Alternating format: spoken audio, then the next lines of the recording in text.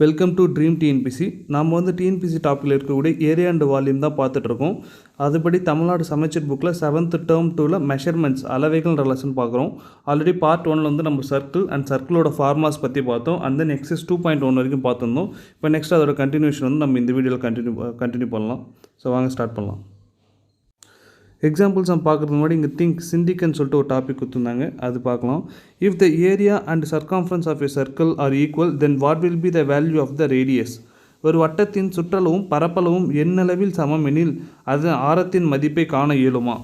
So ஒன்றும் இல்லை, ஒரு சர்க்கிள் இருக்குது. ஒரு சர்க்கிளோட ஏரியா பரப்பளவும் சரி, சர்க்கம்ஃபரன்ஸ் சுற்றளவும் சரி, ரெண்டுமே ஈக்குவலாக இருந்துச்சுன்னா அதோட ரேடியஸ் பார்க்க முடியுமா, ஆரம் கண்டுபிடிக்க முடியுமான்னு சொல்லிட்டு கேட்குறாங்க. ஸோ நம்ம ரெண்டுத்தோட ஃபார்முலா தெரியும். ஸோ ஏரியா பரப்பளோட வரும் πr ஸ்கொயர்னு சொல்லிட்டு தெரியும்.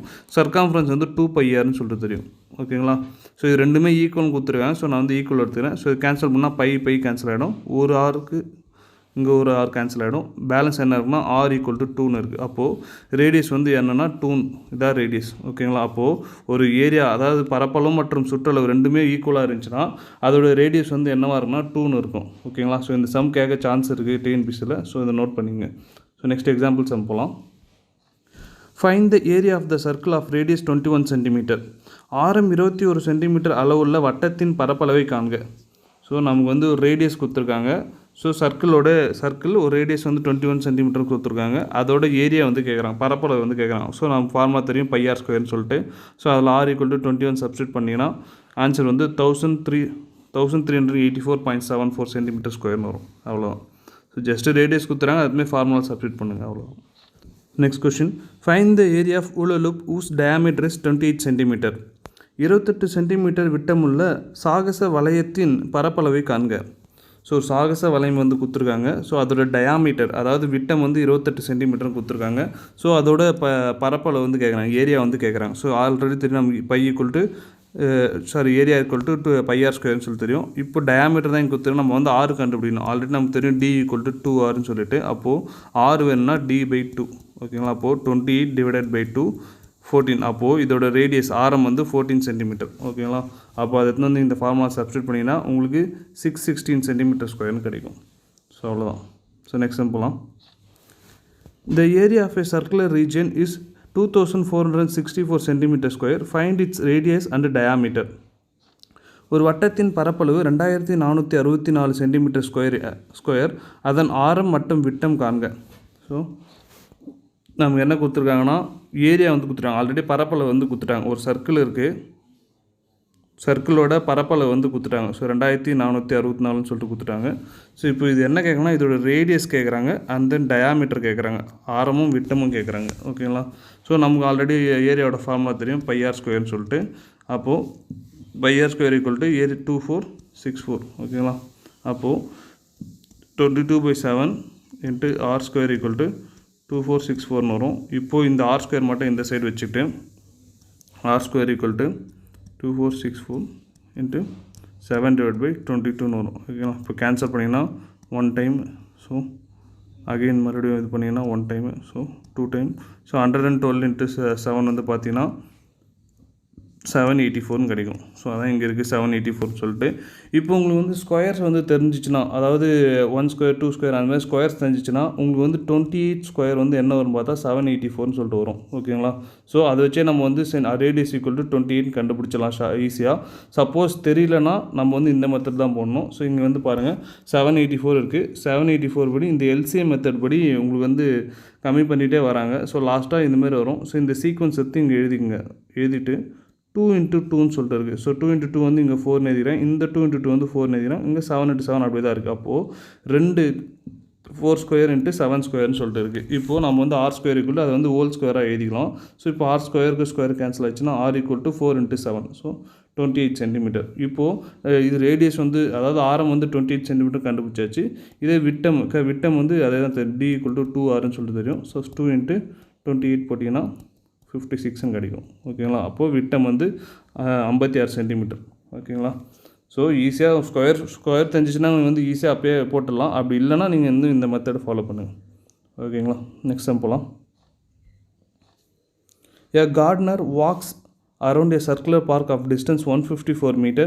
If he wants to level the park at the rate of rupees 25 per square meter, how much amount will be he need? 154 metre சுற்றளவு உள்ள ஒரு வட்ட வடிவ பூங்காவை சுற்றி ஒரு தோட்டக்காரர் நடக்கிறார். அதனை சமப்படுத்த சதுர மீட்டருக்கு ரூபாய் 25 வீதம் ஆகும். மொத்த செலவு யாது? ஸோ என்ன கொடுத்துருக்காங்கன்னா, ஒரு கார்டனர், அதாவது ஒரு தோட்டக்காரர் வந்து சர்க்குலர் ஷேப்பில் வந்து நடக்கிறாரு அந்த பார்க்கை சுற்றி. மொத்த டிஸ்டன்ஸ் வந்து எவ்வளோ நடக்கிறாருன்னா 154 மீட்டர் வந்து நடக்கிறாரு. ஓகேங்களா? அப்போது இவர் வந்து அந்த பார்க் வந்து லெவல் பண்ணணும், அதாவது சமப்படுத்துறதுக்கு வந்து மீட்டருக்கு ஒரு ஸ்கொயர் மீட்டருக்கு வந்து ரூபாய் 25னா, அப்போ மொத்த ஏரியாவுக்கு மொத்த பரப்பளவுக்கு வந்து எவ்வளோ ஆகும்னு சொல்லிட்டு கேட்குறாங்க. ஓகேங்களா? அப்போது இந்த 154 மீட்டர் ஃபஸ்ட்டு நடந்து போகிறாரா, இது வந்து என்னென்னா சர்க்காம்ஃபரன்ஸ், சுற்றளவுன்னு சொல்லுவாங்க. ஸோ நம்ம வந்து சுற்றளவு ஃபார்முலா தெரியும், 2πr that is equal to 154 சொல்லிட்டு தெரியும். ஸோ இங்கே கொடுத்துருக்காங்க பாருங்கள். ஸோ இதை கேன்சல் பண்ணிங்கன்னா நம்ம வந்து ரேடியஸ் வந்து கண்டுபிடிச்சிடலாம். ஸோ ரேடியஸ் வந்து 24.5ன்னு கிடைக்கும். ஓகேங்களா? இப்போ இந்த ரேடியஸ் வச்சு நம்ம பரப்பளவு வந்து கண்டுபிடிக்கலாம்.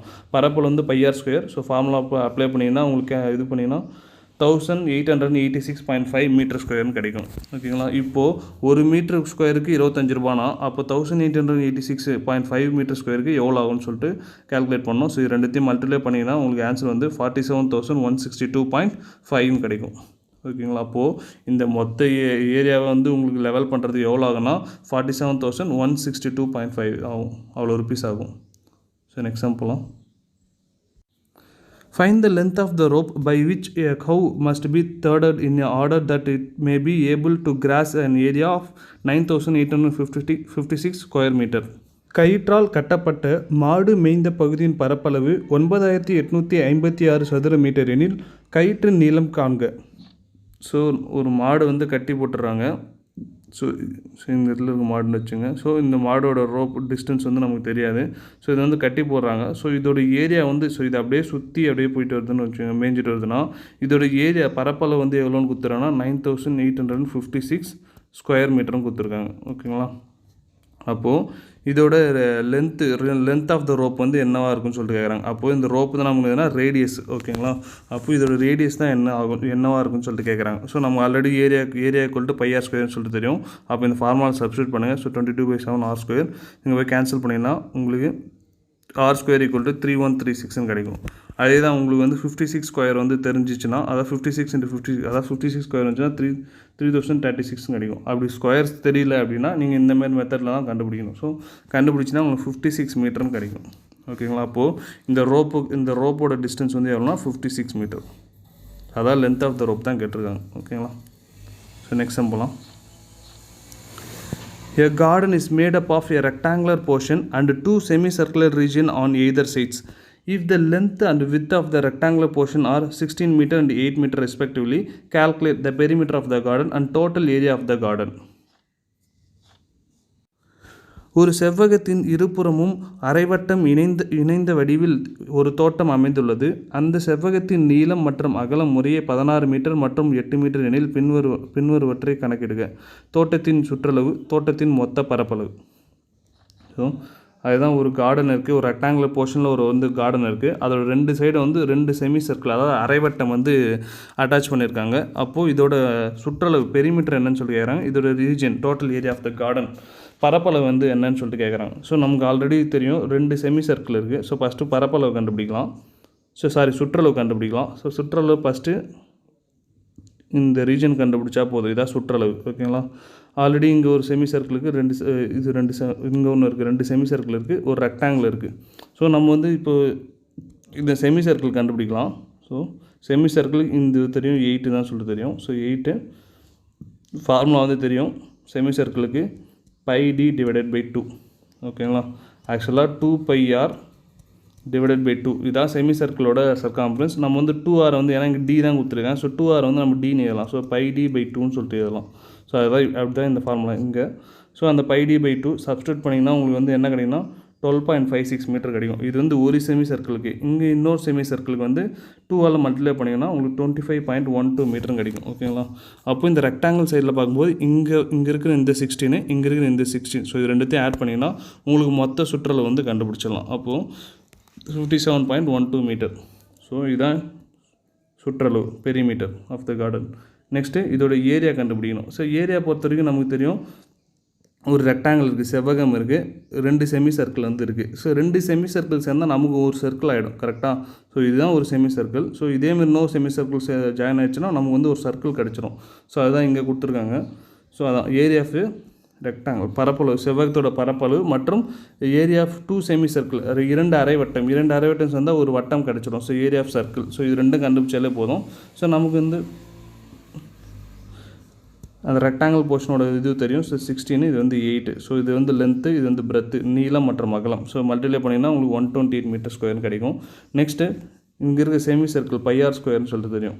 ஓகேங்களா? Pi r square. அப்போ நமக்கு தெரியும் d = 2r சொல்லிட்டு தெரியும். டயாமீட்டர் வந்து 8. அப்போ ரேடியஸ் வந்து என்ன இருக்கும்னா 4 இருக்கும். ஓகேங்களா? அந்த 4 தான் இங்கே சப்ஸ்டிட் பண்ணிக்கிறாங்க பைஆர் ஸ்கொயரில்.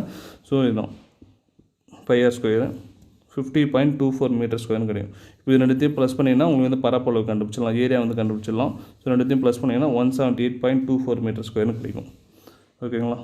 ஸோ அப்போது இதோட சுற்றளவு என்ன, பரப்பளவு என்னன்னு சொல்லிட்டு கண்டுபிடிச்சிங்க. ஒன்றும் இல்லை, ஒரு ரெக்டாங்கிள் 2 செமி சர்க்கிள் வந்து அட்டாச் பண்ணியிருக்காங்க, அவ்வளோதான். ஸோ நெக்ஸ்ட் வந்து இந்த சம் வந்து கொடுத்துருந்தாங்க, ட்ரை திஸ் இவற்றை முயல்கன்னு சொல்லிட்டு. Draw a circle of different radii and graph paper. So அது நமக்கு தேவையில்லை, பட் நம்ம வந்து இது கண்டுபிடிக்கலாம். ஓகேங்களா? Find the area of the circle. So சர்க்கிளோட ஏரியா வந்து கேட்குறாங்க, ரேடியஸ் வந்து கொடுத்துட்றாங்க. அப்போது 4.2 சென்டிமீட்டர் ஆரமுள்ள வட்டத்தின் பரப்பளவை காண்க. ஏரியாவோட ஃபார்முலா தெரியும், பைஆர் ஸ்கொயர்னு சொல்லிட்டு. பை வந்து 22/7. ஸோ ஆரோட வேல்யூ 4.2 × 4.2. ஸோ 7க்கும் 4.2 கேன்சல் பண்ணால் 0.6ன்னு கிடைக்கும். ஸோ இது எல்லாத்தையும் மல்டிப்ளை பண்ணிங்கன்னா உங்களுக்கு 55.44 சென்டிமீட்டர் ஸ்கொயர்னு கிடைக்கும். ஸோ இதுதான் இதோட ஏரியா. ஓகேங்களா? Next find the area of the circle if the diameter is 28 centimetre. 28 centimetre விட்டம் உள்ள வட்டத்தின் பரப்பளவை காண்க. ஸோ இங்கே வந்து நான் ரேடியஸ் பையில் நமக்கு வந்து டயாமீட்டர் வந்து கொடுத்துருக்காங்க, ஆரம் பையில் விட்டம் கொடுத்துருக்காங்க. ஸோ அதோட ஏரியா கேட்குறாங்க. ஸோ பைஆர் ஸ்கொயர் தான். ஸோ நமக்கு வந்து இதோட பாதி தான் ரேடியஸ்ன்னு சொல்லிட்டு தெரியும். அப்போது 14 தான். 22/7 × 14 × 14 மல்டிப்ளை பண்ணிங்கன்னா 2 times.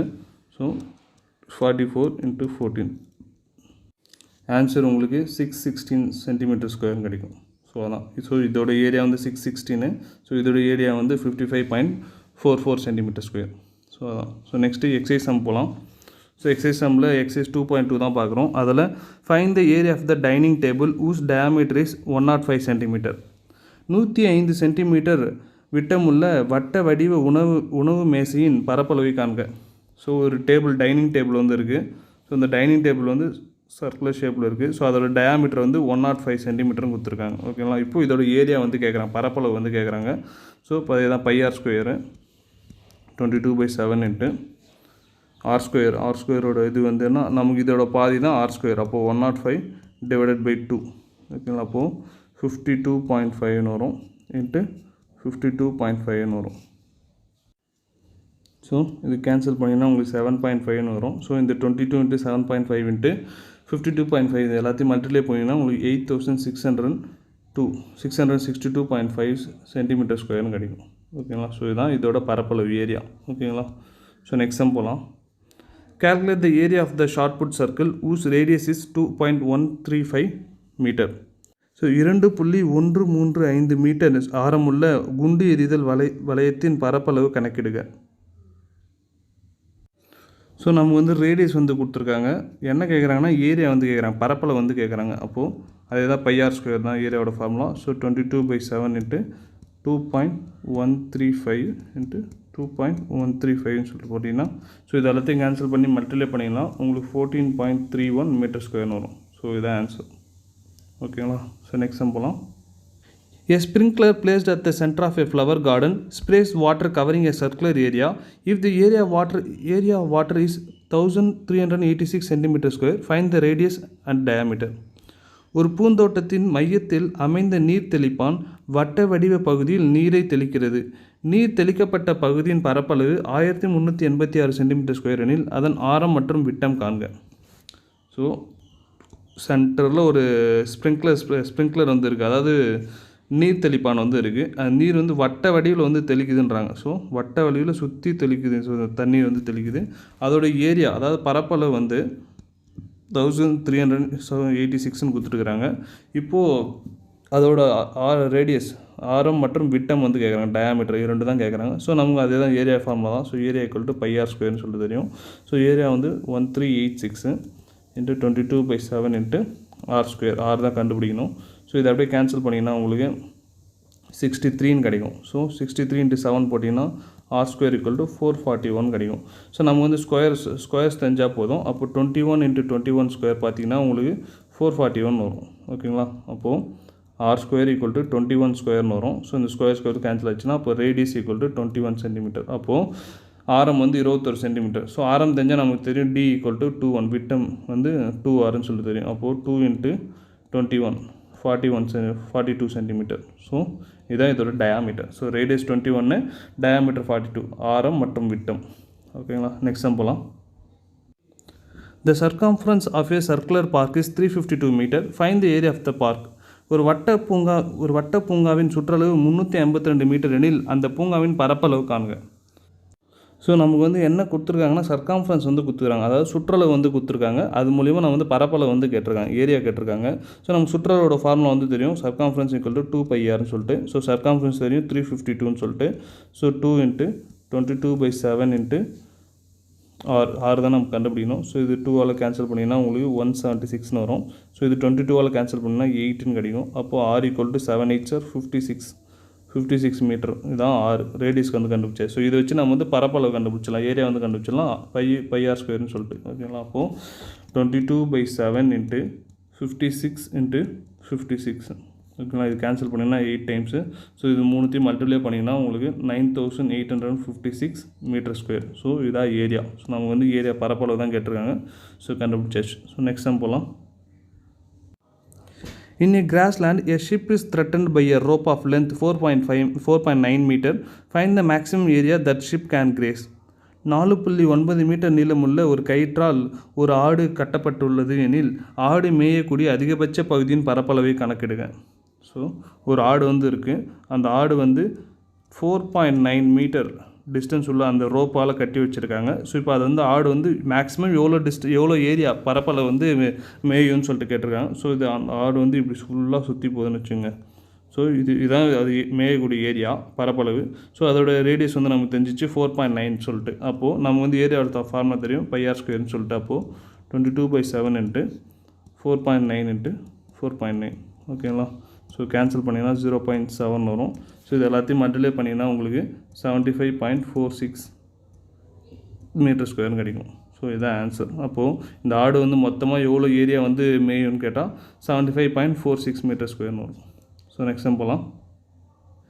Find the length of the rope by which a bull must be threatened in order that it may be able to graze an area of 2464 metre square.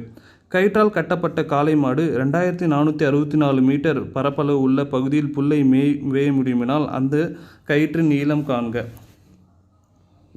So அதே தான் ஒரு காளை மாடு வந்து இருக்குது, அந்த காளை மாடோட கயிற்றால் கட்டப்பட்டிருக்கு. அதோட மொத்த மேயிற ஏரியா வந்து என்ன கொடுத்துருக்காங்கன்னா 2464ன்னு சொல்லிட்டு கொடுத்துருக்காங்க. ஸோ அப்போ இந்த ரோப்போட டிஸ்டன்ஸ் வந்து என்னன்னு சொல்லிட்டு கேட்குறாங்க, அதாவது ரேடியஸ் வந்து என்னன்னு சொல்லிட்டு கேட்குறாங்க. ஓகேங்களா?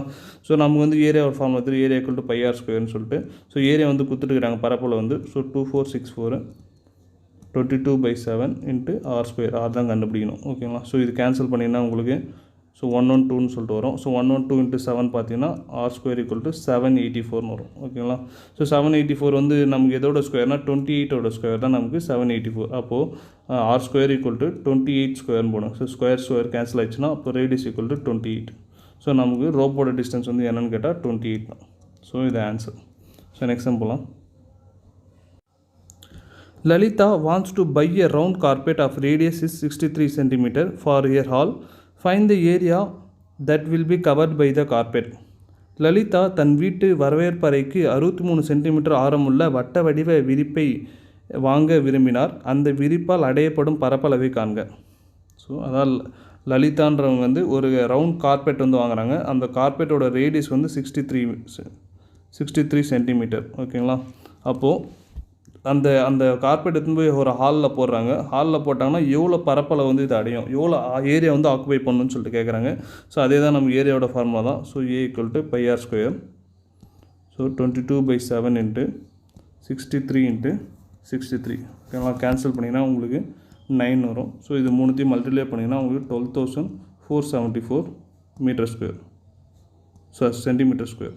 ஸோ இது ஆன்சராக வரும். அப்போது இந்த கார்பெட்டால் அடையக்கூடிய ஏரியா வந்து பரப்பளவு வந்து எவ்வளோன்னு பார்த்தா 12,474 சென்டிமீட்டர் ஸ்கொயர். நெக்ஸ்ட் போகலாம்.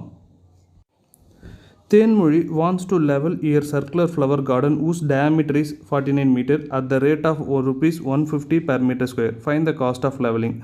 49 மீட்டர் விட்டமுள்ள வட்ட வடிவ பூந்தோட்டத்தை தேன்மொழி சீரமைக்க விரும்பினால் ஒரு சதுர மீட்டருக்கு ₹150 வீதம் செலவாகும் எனில் மொத்த செலவு தொகையை கணக்கிடுக.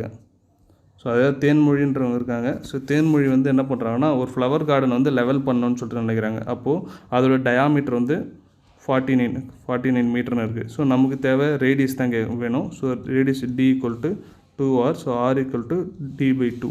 ஸோ 49 / 2 போட்டிங்கன்னா 24.5 கிடைக்கும். ஓகேங்களா. நெக்ஸ்ட்டு நமக்கு வந்து இப்போ லெவல் பண்ணோன்னா ஏரியா வந்து கண்டுபிடிக்கணும், பரப்பளவு வந்து கண்டுபிடிக்கணும். So area = πr². ஓகேங்களா. அப்போது 22/7 × 24.5 × 24.5. ஸோ இது கேன்சல் பண்ணிங்கன்னா உங்களுக்கு 3.5 கிடைக்கும். ஸோ இது மூணுத்தையும் மல்டிப்ளை பண்ணிங்கன்னா 1886.5. ஓகேங்களா. ஸோ இதுதான் மீட்டர் ஸ்கொயர். இப்போது இது வந்து ஏரியா. இப்போது இது லெவல் பண்ணுறதுக்கு ஒரு மீட்டருக்கு வந்து ₹150 ஆகும்னு சொல்கிறாங்க. ஒரு மீட்டர் ஸ்கொயருக்கு ₹150 ஆகும்னா அப்போது 1886.5 மீட்டர் ஸ்கொயருக்கு எவ்வளோ ஆகும்னு சொல்லிட்டு கேட்குறாங்க. அப்போ இது ரெண்டுத்தையும் மல்டிப்ளை பண்ணணும். 5 × 150. இது ரெண்டுத்தையும் மல்டிப்ளை பண்ணிங்கன்னா உங்களுக்கு 2,82,975 ரூபீஸ் ஆகும். அப்போது இந்த 49 மீட்டர் டயாமீட்டர் கொண்ட இந்த சர்க்குலர் கார்டனுக்கு நமக்கு வந்து எவ்வளோ செலவாகுனா 2,82,975 ரூபீஸ் ஆகும். ஓகேங்களா. ஸோ நெக்ஸ்ட் போகலாம்.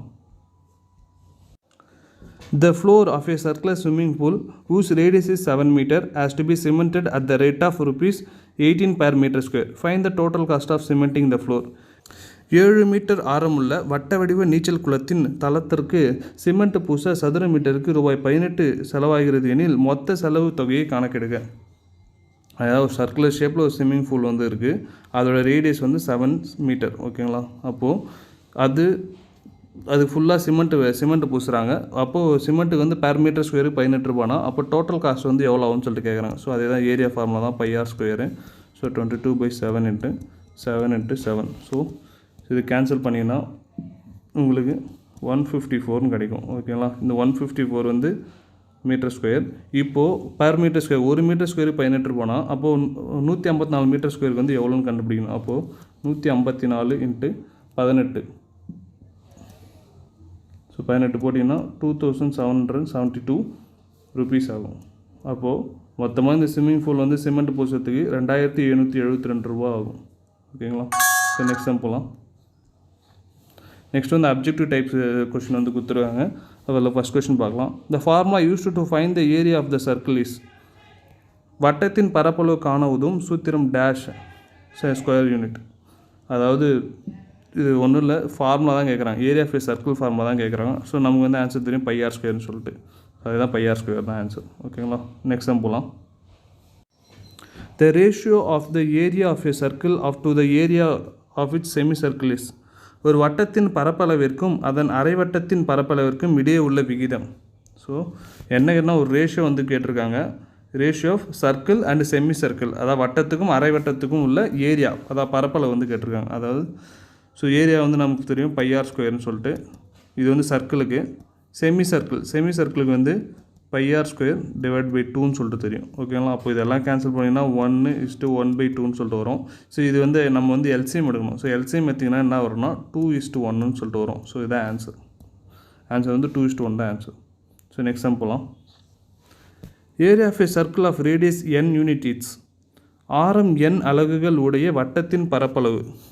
ஸோ இந்த சம்மில் நம்ம என்ன கொடுத்துருக்கோங்கன்னா R = Nன்னு சொல்லிட்டு கொடுத்துருக்காங்க. ஓகேங்களா. அப்போது நமக்கு வந்து ஏரியாவோட ஃபார்முலா தெரியும் πr² சொல்லிட்டு.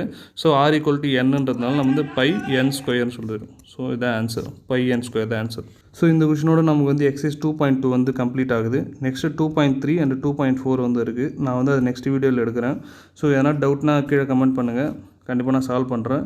அதே போல் பிடிச்சிருந்தால் சப்ஸ்கிரைப் பண்ணுங்கள். தேங்க்யூ.